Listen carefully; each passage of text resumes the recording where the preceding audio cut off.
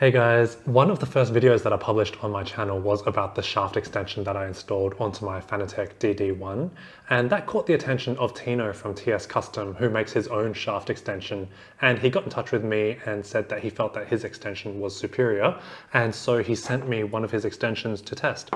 So today I'll be reviewing the TS Custom FOV shaft extension.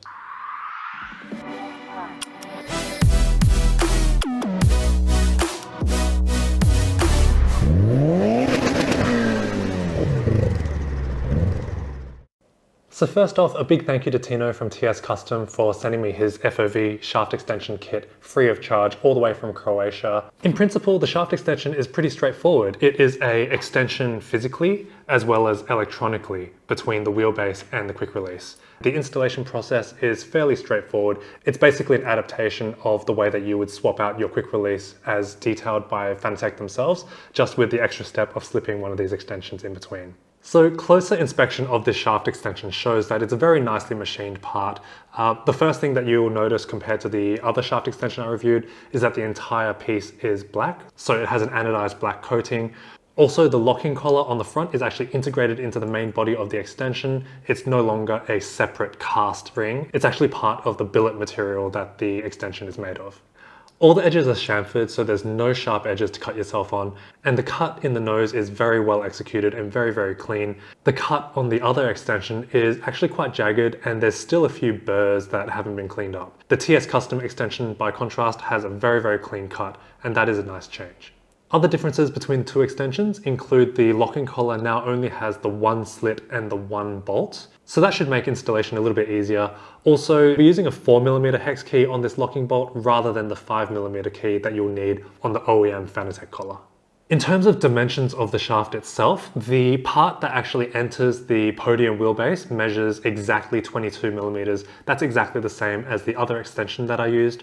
This extension is 70mm long and the main body measures 30.1mm thick. This is in comparison to the other extension I used, which is 125mm long and 33.1mm thick. So it makes sense that a shorter extension doesn't need as much thickness for strength. And also the main selling point of this extension, according to TS Custom, is to be able to bring your monitor closer down on top of the shaft to give you the best field of view. That's actually not how I use it. I need to have my monitor quite a bit above my wheelbase because I'm constantly wheeling the rigs back and forth to test different wheelbases and such. So my purpose of the extension is purely for ergonomics. And finally, if we look at the measurement of the nose of the extension, the TS Custom extension measures 22.3mm, and the other extension that I reviewed was 22.6. And I actually noticed this when I installed the first extension, that the OEM QR1 actually had a bit of a sloppy fit inside the old extension, which was fine once you clamped it down. But with the TS Custom extension, because it is a little bit of a tighter clearance, there's definitely less play, and that does give a little bit more confidence that the part will be strong and hold securely. The extender is priced at €90 plus shipping, which is about right. It's less than what I paid for my extension from eBay, but compared to something like this native extension for Simagic wheelbases, it is a little bit more costly. TS Custom also include these two cable extensions, one of which is marked with a silver dot, and that's to help distinguish between the two cables that you'll be connecting in the QR1. I actually prefer the extensions that I had from the other kit because those actually match the colors used in the Fanatec cabling, but it's not a big deal. TS Custom just recommend to use the unmarked one for black and the marked one for orange. And on a side note, I'm surprised that Fanatec's QR2s don't use a color coding system. They actually depend on the length of the cable for you to remember which one plugs into which. I definitely prefer having the cables marked like this. Installing the shaft extension was actually trickier than I anticipated because the narrowest constriction inside the shaft extender only allows the smaller end of the cable extension to pass through, which means you actually need to bring the shaft as well as the cable extensions to the podium wheelbase together. And that highlighted the second difficulty of the installation, and that was the clearance between the shaft extension and the mouth of the podium wheelbase.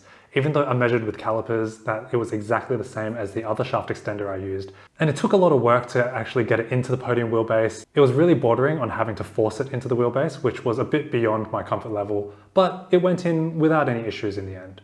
I will say I really enjoyed having the integrated locking collar on the shaft extension. It was just one thing that I didn't have to remember to slip in place, and also the one bolt to tighten things up also made things really easy.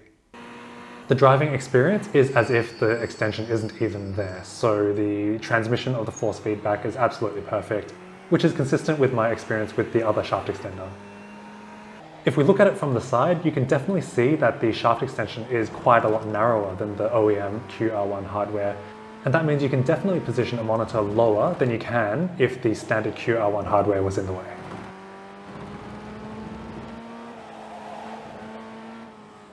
Overall, I'd say that the FOV shaft extension for the podium wheelbases by TS Custom is a simple product that's executed with a lot of love. There is greater wall thickness compared to my other shaft extender, which means that strength has been optimized on the TS Custom piece.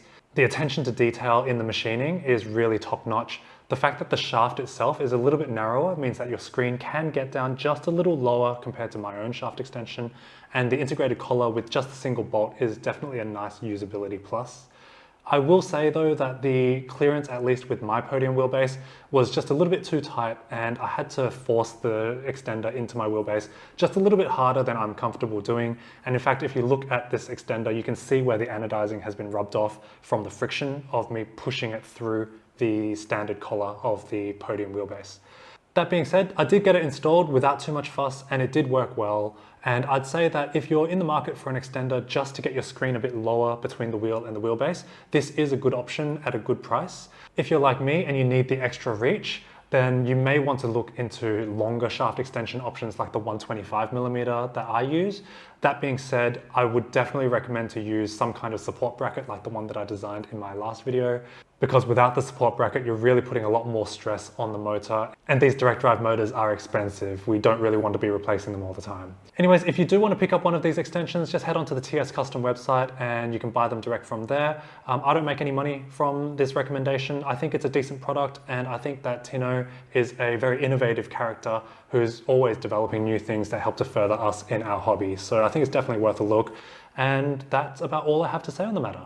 Anyways, let me know your thoughts in the comments, and of course, like and subscribe. I have a lot more content coming, and I'll see you in the next video. See you.